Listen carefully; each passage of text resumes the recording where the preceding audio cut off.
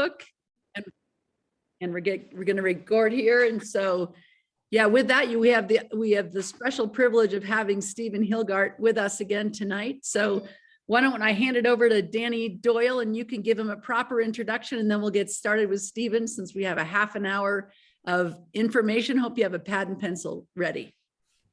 Awesome. Thank you, Cindy. Well, third time lucky, guys. We've had Stephen Hilgart on 3 times now, and hopefully for those who are on for the first time, at least you get to see him, which is fantastic, because this could be his last time. Actually, no, we've got a special announcement at the end of this call. So a little bit about Stephen. He has personally used what he learned from his mentor, Tony Robbins, to start, build, and sell 3 successful businesses.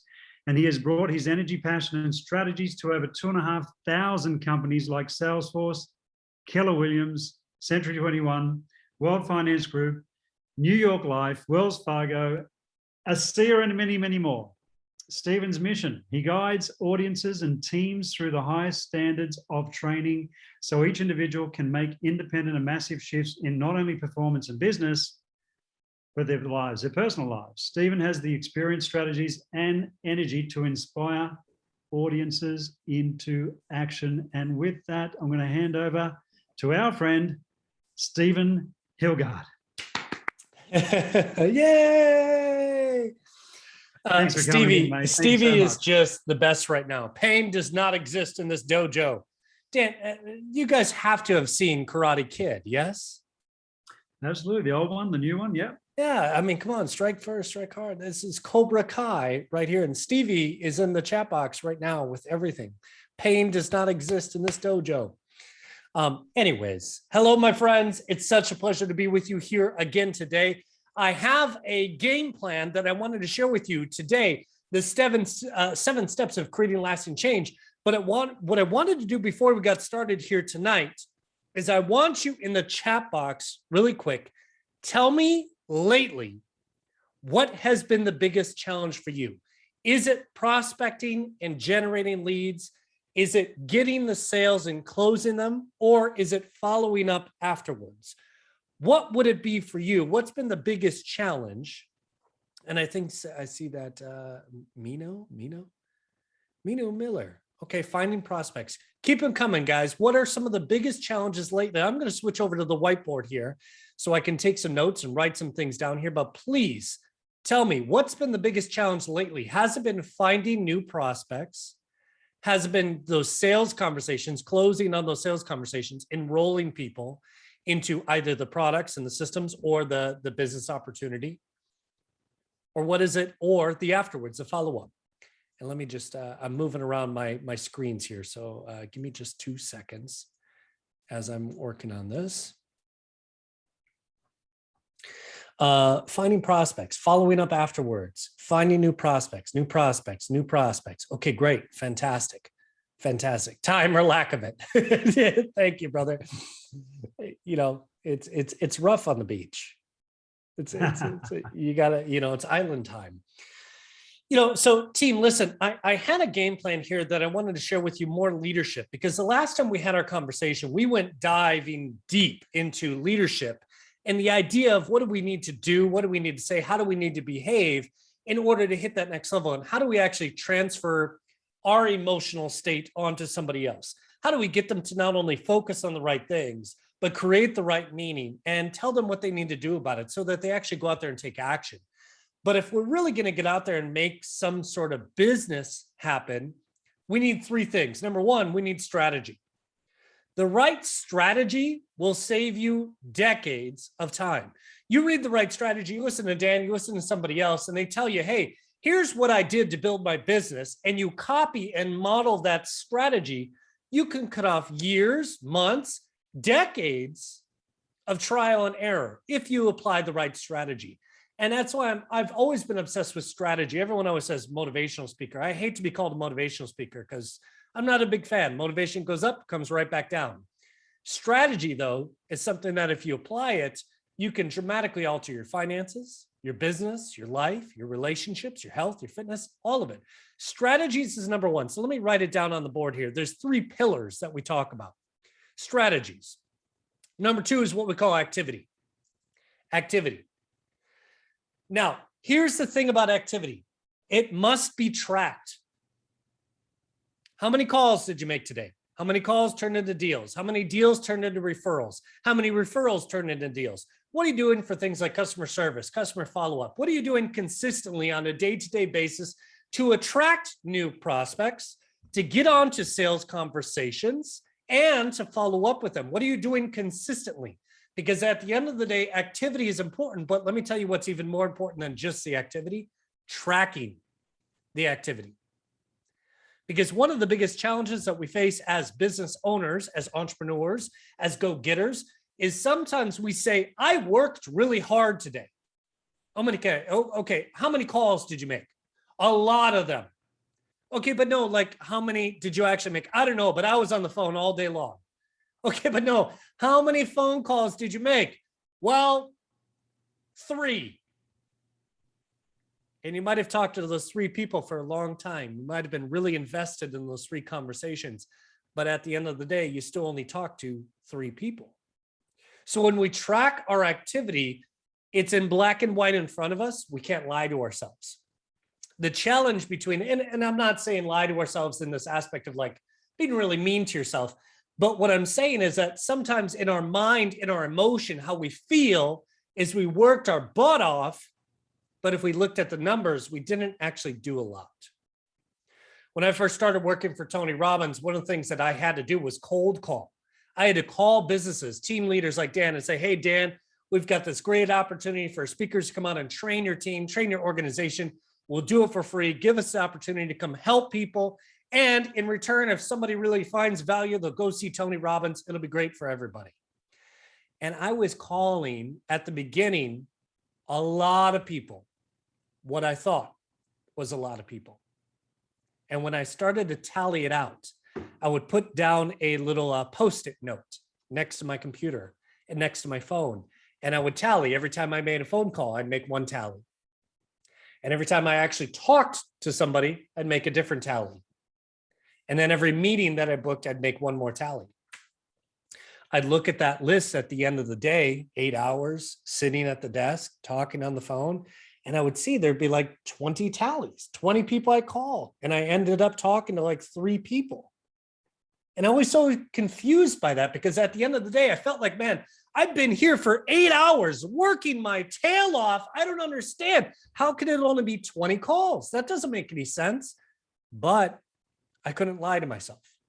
I saw the numbers in black and white in front of me. I saw that I only had made 22 phone calls and I had only talked to 2 people that day. Well, it was no wonder I didn't book that many meetings. It was no wonder I didn't really get the result. It was no wonder I didn't get the outcome. Because when I started to track the activity, I started to see the truth. And the truth was I wasn't making that many phone calls. The truth was I wasn't connecting with the right people. The truth was I wasn't connecting with enough people. So when it came to prospecting, I had to understand a couple of things. Number 1, activity. You must be planned. The day before, and this is an old Jim Rohn quote, if you guys remember Jim Rohn. And just do me a favor, if you're in the chat box here, just tell me, do you remember who Jim Rohn is? Are you familiar? Kayleen's got it. Focus on inviting more people. Yes, absolutely. Dan, of course. Kayleen, yes, fantastic. Oh, you met him, Cam. Oh, beautiful. Jim Rohn was one of the most impactful personal development speakers of all time. He basically started a company called Herbalife many, many years ago with one of the kids who started that company. He was one of the original network marketers and just an incredible guy. And Dan, what is it? It's now next level marketing, right? Now we've evolved from multi-level marketing to next level marketing, which is just such a beautiful thought. And what's so interesting about Jim is he would talk about this tracking of activity. He would talk about how many calls did you make? How many reach outs did you, what was really going on there? And when you have this little box, and the little box represents, okay, how many calls did you make today? And somebody comes by and says, well, I don't know if I made it. And he says, well, John, well doesn't fit my little box here. Only a number fits in this box. How many calls did you actually make? And someone would say, well, I made 5. Okay, 5, is it good? Is it bad? Who cares? What matters is you made 5 today. Can you make 10 tomorrow? And he said the best way to start to do that is never begin the day without ending it first. What do I mean? What does he mean? Well, he said the day before, he would always come up with his list of prospects. And his list of prospects was a long list of people he wanted to talk to. And in that moment, he would sit down at his desk and he would have a long list of people. Here's who I'm going to reach out today. And at the end of the day, you could see in black and white, did I reach out to these people? Did I not? Today, we have it so much easier. You don't actually have to call people in order to get an effective conversation. You can start with a text message. You can start with a Facebook message. You can start with an Instagram direct message. There's a lot of ways you can reach out and talk to people, connect with people these days. But at the end, you must be able to track your activity. So the strategy is come up with my list the night before. The strategy is that day I follow up with those people I track. How many calls? How many connections? How many meaningful conversations? But here's the last part. We've been talking about this for the last few weeks here. The last bit is called mindset. Mindset. You have to excuse me. I've been speaking all day. My voice is shot. Mindset. Mindset is that unstoppable, unshakable confidence. The mental side that says, I'm going to keep going in spite of the challenges, in spite of the obstacles, in spite of the rejections, in spite of the ghosting, in spite of nobody talking to me or nobody responding. Mindset's the number one thing that keeps us going. And I believe the reason Dan's been so successful is not because he's so much better than anyone else on this call. It's simply because he kept going when other people quit, when other people stopped. When other people are following the same strategy, tracking the activity, but they started to look at it and say, well, I've reached out to 100 people today. I've not talked to anybody. I'm going to quit. And the reason I bring up my journey with Tony Robbins at the beginning is when I started to realize I was making so few phone calls, so few reach outs, it was no wonder why I wasn't producing the results I wanted to produce. And I started to realize a couple of things. Number one, if I wanted to be really good, I need to reach out to more people. So I created a goal for myself. If I'm going to be at my desk for 8 hours a day, I will not leave my desk until I've reached out to 200 people every single day. 200. Now, how the heck do you reach out to 200 people? Well, I had to have a list of thousands of people. So what did I do? I took a couple of days in advance. I didn't make any phone calls. All I did for 3 or 4 or 5 days was Google different companies, different organizations, different offices I could reach out to. Now, when you talk to I see a webinar host, I forget, sorry, remind me of your name. I'm blanking. Cindy, duh. I'm looking at you. You even look like Cindy, and I knew that already. And I'm sitting here just see a web host, and I look over to you. There we are. So how do you find that kind of people? Well, what's interesting for me, I was selling something different. I was looking for the right prospects. So for me, I was looking for teams and organizations. Tony Robbins is most effective with commission salespeople. Real estate offices, mortgage offices, title offices, insurance offices, car dealerships, network marketing, next level marketing, anything that would get someone to say, listen, if I work on myself, I've already made that connection.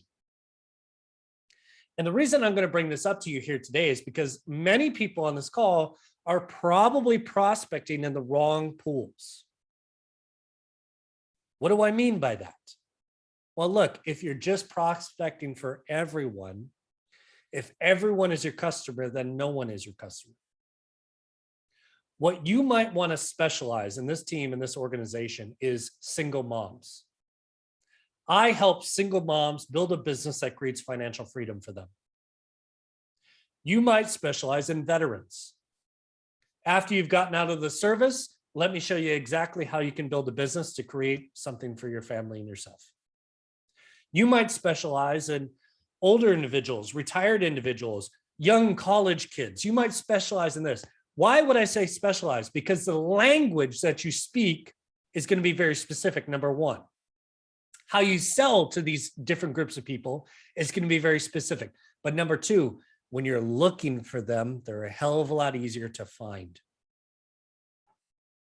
If I'm in the Tony Robbins world and I'm looking for meetings, talking to commission salespeople, what is for me the low-hanging fruit? Real estate offices. I knew that a real estate agent who was going to make a $5,000, $6,000, $7,000 commission on a home sale, and they only sold a few a day, or a few a month, I should say, or if that, a few a year even. I knew for them that number one, they could afford a Tony Robbins ticket for $1,000 or $1,500 or $2,000 because one home sale equaled more than enough money to pay for their ticket. If I could help them sell one home, they could afford the product. For you guys, what's so interesting is it's so inexpensive to get involved into this business. It's so inexpensive to build a new stream of income for someone. You can even target college kids who are just getting started and someone who wants to be just go-getters. Someone who's excited, someone who's motivated, someone who wants to get out there and do something. But when I say specialized, the reason I say specialized one more time is because the language is going to be different for each of these crews. And also, you can start to find places where they're hanging out. Here's the best part about marketing. Marketing is simple. All you got to do is figure out who's the kind of person that would want this, where do they hang out, and then go hang out there. That's all you really have to do to build this business. But one of the challenges that I see in every next level marketing, well, there's next level marketing like you guys, and then there's multi-level marketing like all the other chumps. Those guys, what's so fascinating is you might meet someone like Dan. Dan's so charismatic. He's such a cool guy. He's so nice. He could probably walk up to anyone in a parking lot in some dark alley and get them to sign up for the program. If you're not at that level yet, I'm not at that level. I could not do that. I'm going to go to a place where people hang out. I'm going to go to a networking event. I'm going to go to a happy hour. I'm going to go to a job fair. I'm going to go to a business opportunity meeting. I'm going to go to a lot of different places where I might meet my person and then have those conversations with them. Is this making sense so far? If it is, throw a little note in the chat box, just so I know I'm not going too far off the deep end here, because I want to make sure I give something that's really going to serve you here today. So you say yes, and you say, of course, but throw in the chat box really quick. Who would you like to work with in this organization? What kind of person? Is it college kid? Is it retirees? Is it people who are looking for a different job? Justin says the elderly. Fantastic. Who makes a lot of sense for you to connect with? Baby boomers. Jimmy's great answer. What is it for you? A person that takes 100% responsibility for their own health. Hey, Ruth, here's a funny question. Where would you meet these people? If someone is going to take 100% responsibility for their health, where do you think you would meet those people?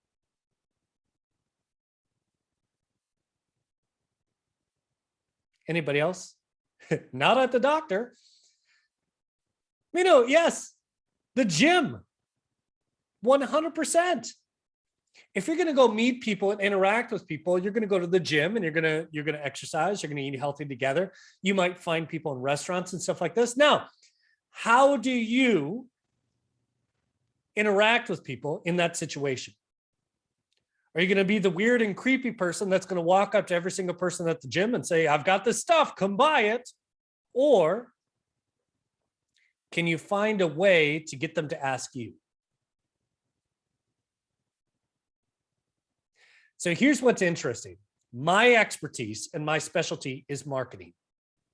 This is how I've built all of my businesses, and I've had the honor, the privilege, I should say, to be able to work with people like Jay Abraham and people like John Carlton and Frank Kern and Eben Pagan and Brendan Bouchard and all of these people who are just extremely incredible marketers, Dan Kennedy. And one of the things that makes the difference when it comes to marketing is when you're pushing marketing versus pulling marketing. What is push marketing? Push marketing is when I reach out to people and I just push and push and push and push. I go to every single person on my Facebook friends list and I send them a message. Do you want a business opportunity? Do you want a business opportunity? Do you want a business opportunity? Marketing and sales that way is very hard. That's what push marketing is. Now, it's valuable in certain situations. So to just say that it's the worst way to market, probably not the best thing. It's valuable in certain situations. In the Tony Robbins world, we did nothing but push marketing. I was cold calling 200 different businesses a day. And I would ask them very simple questions. Hey, Dan, quick training related question for you today. Do you guys use outside trainers to keep and learn, to learn and educate your team? Do you do that?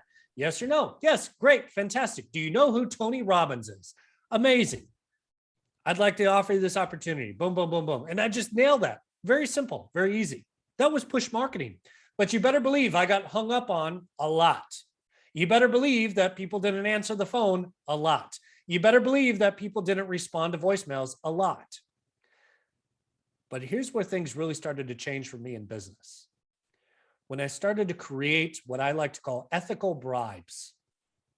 An ethical bribe is something that I put out there where someone says, yes, I want this. I'm going to raise my hand and say, I'm interested. And now all of a sudden you have an opening. Here's one of the best parts about social media. It's free. Let me teach you a strategy, an activity, and a mindset. The strategy that I'm going to share with you right here, right now, is what we call a two-step Facebook post. A two-step Facebook post. It's a lot easier on Facebook than it is on LinkedIn or on Instagram or anything else, but any social media that you really pay attention to. I believe social media these days should not be used for personal, it should be used for business. So if you're on social media, yes, you can have fun. Yes, you can joke around. Yes, you can tease and share funny pictures and memes and all that stuff. But at the end of the day, I really, truly believe that right now on Facebook, there are 2 billion unique users from around the world. Do you think it's possible out of 2 billion people, somebody might be interested in your opportunity? Do you think it's possible out of 2 billion people? And Dan, how many countries is a CN right now? How many countries? 33 countries. Yeah. That's fantastic. So pretty much anyone you would meet around the world would have the opportunity to be able to do something like this. So what's the strategy? Well, if you're taking notes, write this down. We call it a two-step Facebook post. Here's what this looks like. I post something as an ethical bribe. And I might say something like, and I'll give you several examples. Hey, listen, I've got this book, and this book shows you the step-by-step process I use to start my business. If you would like this book, comment below, yes, please. Now, a couple things you need to do in that moment. Number one, you say, hey, here's the book, here's the thing, comment below. And then when they comment below, you respond to that comment and you ask them, is it okay if I send you a direct message? They're also going to respond. Well, yeah, of course, go ahead, send it. You send them a message with the little PDF, the little report, the website, the video, the thing, whatever it is. And that allows you to open a conversation. By the way, I'm just curious, why are you interested in this? Are you looking at a career change? Are you looking to start your own business? Are you looking to get over the aches and pains, right, Joe? What are you looking to do?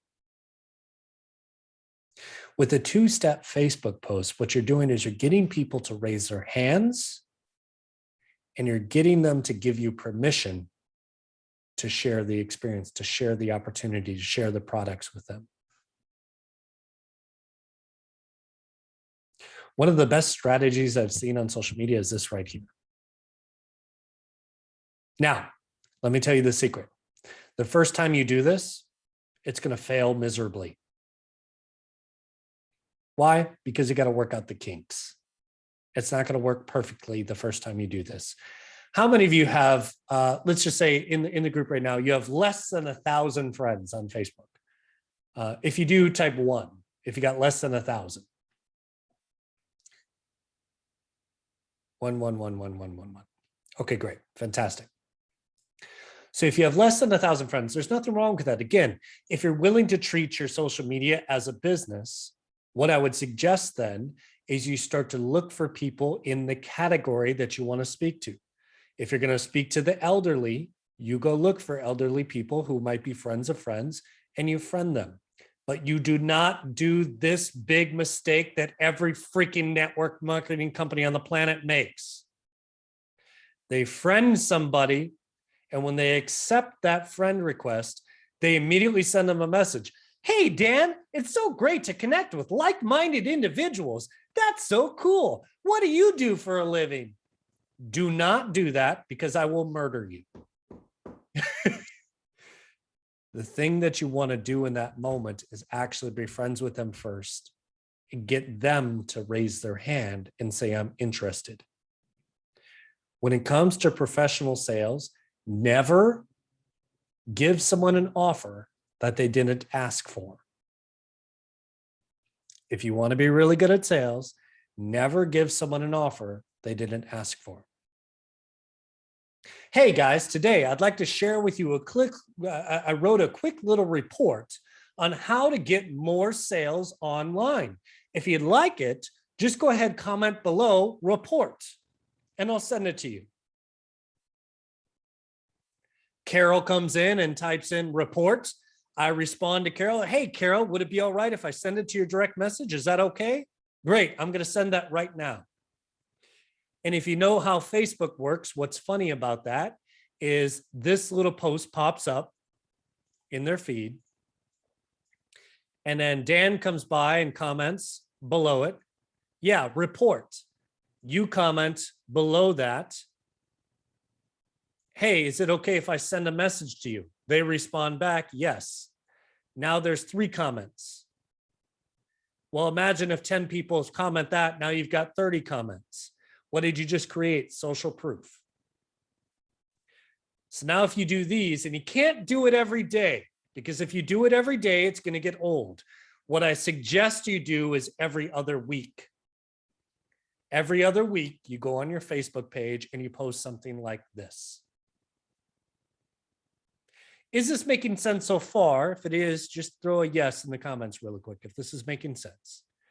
I know it's a basic strategy, but this is something that you can start today to start to generate more leads and more sales conversations. Now, that's the strategy. It's really pretty simple. You might need to find a way to come up with more tools, more strategies. And Dan, maybe you can tell me, is there a video they can use? Is there something cool? Have you created something that they can share? Yeah, no, we've got a lot of tools, and you know, when people are reaching out to people and normally they don't know them, even though they're friends on Facebook, we can be the expert. So Right. we can share things like amazingmolecules.com. There's plenty of things we can share. Real Redox results to show people testimonials. Yeah, so plenty of tools. Beautiful, And beautiful. yeah. So again, guys, when you're creating this, and I know we're going to wrap this up here pretty quick, but as you're creating this, a couple of things that you might want to keep in mind. Number one, who are you really looking to get the attention of? You don't want the attention of every one of your Facebook friends. You want the attention of the target market that you're going to go after, whether that's the elderly, the baby boomers, whether it's people who are looking for a new job, whether it's someone who's unsatisfied with their job, because when you write the post, you are speaking to that person, not everybody. You don't say, hey, everybody, I have this world-changing, amazing, crazy health thing. It's, hey, baby boomers, are you looking to do something in retirement? Are you sick and tired of your job? Would you like to create your own business? Check out this report of how I created my new business even after I retired. If you'd like it, comment below. Because the more specific you are, the more people are going to reach out to you, the more people that are going to be in there. Okay, so that's the strategy. Activity next. This is where you track the activity. You need to come up with a spreadsheet or write it on a piece of paper. Who did I reach out to? And did they have that conversation with me? And the simplest way to start the conversation is, here's your free thing that you asked for. By the way, I'm curious, what made you reach out? And now you have a conversation with them and you start that thing. You're opened up to something along those lines. I can share with you when we do our next call, and I believe, Dan, when is our next call scheduled here? Is that next week? Next, That is, yeah, I just put the link in the, up We in did, the okay. chat box. Great, Yep. And fantastic. It's next Tuesday next week, US, and Australia will be Wednesday, Australia and Asia.